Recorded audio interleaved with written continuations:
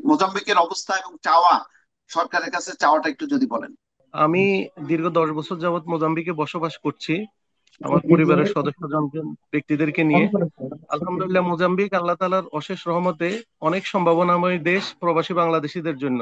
যারা মধ্যপ্রাচ্যে থাকে তারা অনেক কষ্টে থাকে, কিন্তু মোজাম্বিকে বাংলাদেশি ভাইয়েরা যে সমস্যাটি মেইন, তারা ডকুমেন্ট সমস্যা নিয়ে তারা দীর্ঘদিন যাবৎ তাদের সমস্যা জর্জরিত। বিশেষ করে তাদের পাসপোর্ট নবায়ন করা, তাদের এনবিআর, যাদের ছেলে মেয়ে এখানে জন্ম হয়েছে, এই দেশের নাগরিকত্ব পেয়েছে, তাদের এই সমস্যাগুলা গত বছর আমাদের শ্রদ্ধাভাজন দুজন মামা, মাওলানা শামসুল হক এবং মাওলানা আব্দুল মতিন, এই দুই মামার অক্লান্ত পরিশ্রমের মাধ্যমে, অনেক সংগ্রামের মধ্য দিয়ে গত বছর ফেব্রুয়ারি মাসে দক্ষিণ আফ্রিকা থেকে আমাদেরকে কনসুলেট সেবা দিয়েছে, একদম নিখুঁতভাবে।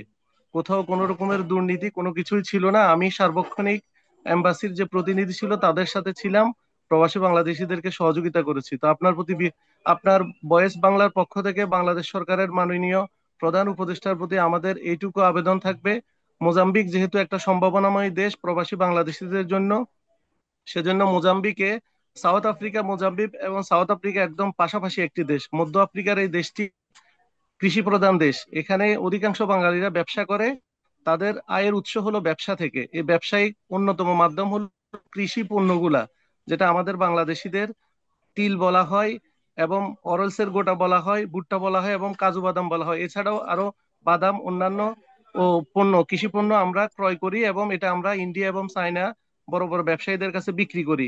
তো এই সুবিধার্থে বাংলাদেশ সরকারের পক্ষ থেকে আমাদের মোজাম্বিকে পার্মানেন্ট ভাবে একটি কনসুলেট সেবা যদি চালু করা হয়, তাহলে আমরা এখানে 10,000-এর অধিক বাংলাদেশিরা উপকৃত হব। সরকারের প্রতি কৃতজ্ঞ থাকব।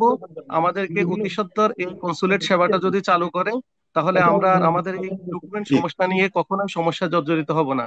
এ বলে আমি আমার সম্মানিত জি। দর্শক বৃন্দকে ধন্যবাদ জি। জানাই এবং আমার সম্মানিত ফিরোজ ভাইকে ধন্যবাদ জানাই। জি। অনেক অনেক ধন্যবাদ।